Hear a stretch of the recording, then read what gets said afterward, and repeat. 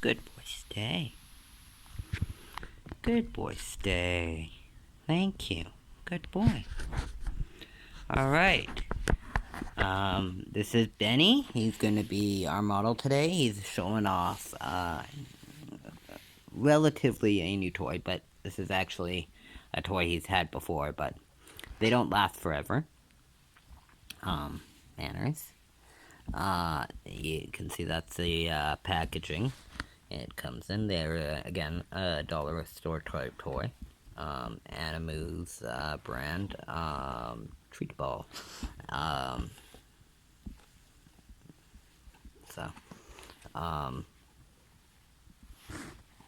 Sorry guys, doing my best here.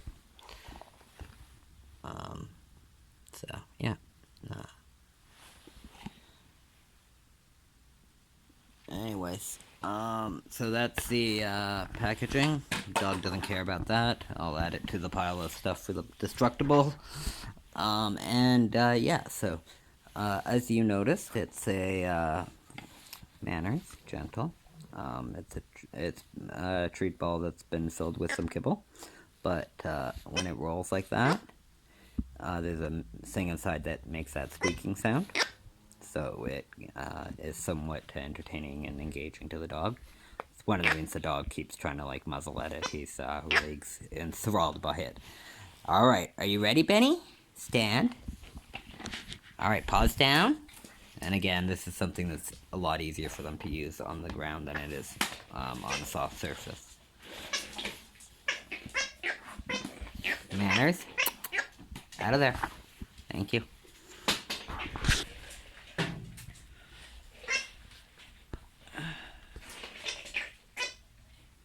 Doing my best, guys. But yeah, so makes these weird sounds periodically as it rolls around, and periodically, basically, randomly it'll either make a sound or give a treat. So, a lot of dogs find that really intriguing and engaging. Get it out of there. Benny, out of there. Thank you. Part of the problem, once the treat gets in there, is there's food every time it moves, so he has to stop to get the food. It's a vicious kind of cycle when try to get them out of a spot that they're in.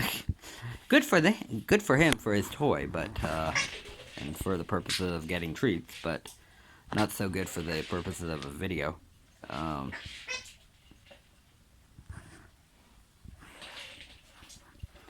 So yeah, it's pretty cool. I mean, as far as like toys go, like it's definitely for a toy that is bought in a physical brick and mortar store as opposed to bought online at the lowest price, like on Amazon or whatever.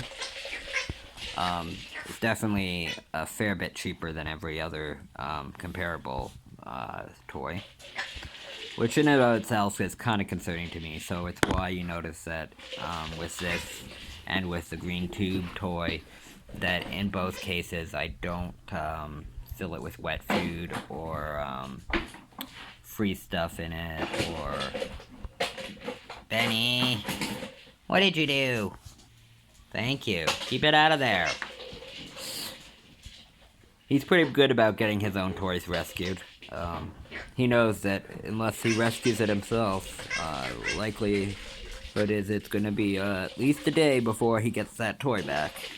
So, he's become quite resourceful at rescuing his own toys from his own makings. Every so often, though, throughout the day, I'll come across a toy that he's managed to get stuck under something that I didn't know until we ran it over or whatever, basically. Actually, that's how the last one died. I ran it over with my chair. Oh well. Hindsight's 2020. But yeah, so I mean, doesn't need any batteries. I don't have to worry if the dog did ever somehow swallow pieces of it that, like, there's batteries in it. I don't give my dogs any toys with batteries, or any dog products for that matter with batteries in it. Um, it's just not worth the hassle to me. If a dog ever swallowed a battery, it's a big deal. It's a major health crisis, and it could kill the dog. So I just avoid them like the plague. But since this doesn't require batteries, I can use it freely without any concern. So that's a nice fringe benefit um, of that. Yeah. I understand that some people, when they make the balance and weigh the different options, they don't want to even bother trying the cheaper toys. That there's just too much concern. And frankly, if it was something Benny was chewing a lot or sucking on a lot, I'd probably be much more hesitant. I also ensure that they don't get much access to, like, much exposure to UV light. If they go outside, they go outside with me or another human. They are played with and they come back inside. They never stay outside. And because they don't stay outside, whatever UV exposure they get is short and limited in duration, and energy is involved. So it's it means that they don't deteriorate. Like, if you put any toy in the sun for a while, you'll see they will deteriorate, and they will, in most cases, be negatively affected by having been out in the sun.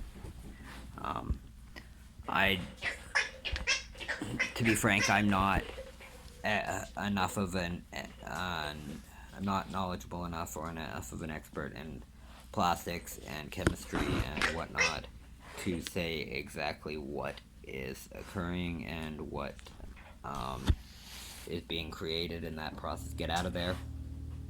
Get it out of there now. Benny, out now.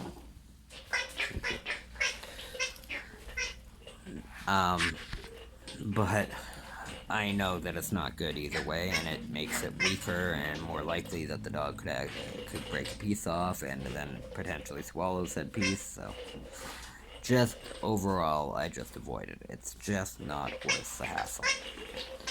It's okay to play with toys outside, but just don't leave them outside indefinitely. A lot of toys you also don't want to, like, leave submerged for long periods as well. Or even really drenched for long periods, but submerging is far worse than drenching. It's a pretty good ball for playing fetch. It's not as sweet as like a Kong ball or something that squeaks, but still, it's pretty good. These are they're hard plastic. Benny, get it and give. Bring it here. Thank you. Good boy. So let me see here if I can figure out if it has a plastic symbol on it that might tell me what plastic it is. Good boy, Ben. Sometimes, depending on the material it's made out of, on plastic items you'll find a little triangle, not like that, but engraved in the plastic triangle, or in raised print on the triangle. So, just to be clear, not like the triangles like these triangles, but actually like clear lettering kind of triangle, with a number inside, and that number will correlate to the type of plastic that it's made out of. But and that's the thing when you get into dollar store toys, is you really don't have any way to know whether or not it's oh. Is that good, Ben? You gonna give? Yeah. And if you have a retriever at heart, then you can definitely use this as a retrieving toy. Whoa! You gonna get it? And it does float, like you just saw. Good boy. What was that? Where'd it go?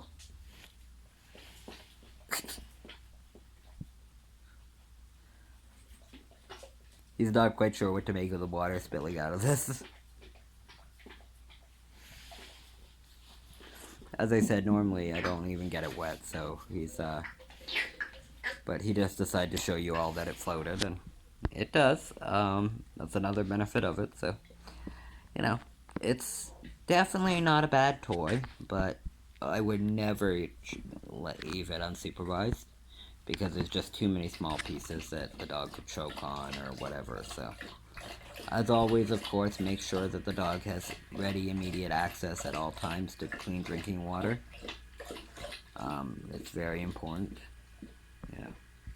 The dog should have more than enough to meet their drinking needs at all times, so that they, whatever they feel like they need or want, they can have.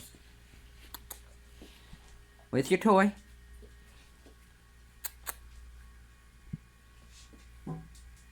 But it's a pretty decent toy. For a couple bucks, I mean, it's a nice change up in the rotation of toys. And it gives them a different kind of game and some different stimulations and some sounds, and makes it a bit more interesting.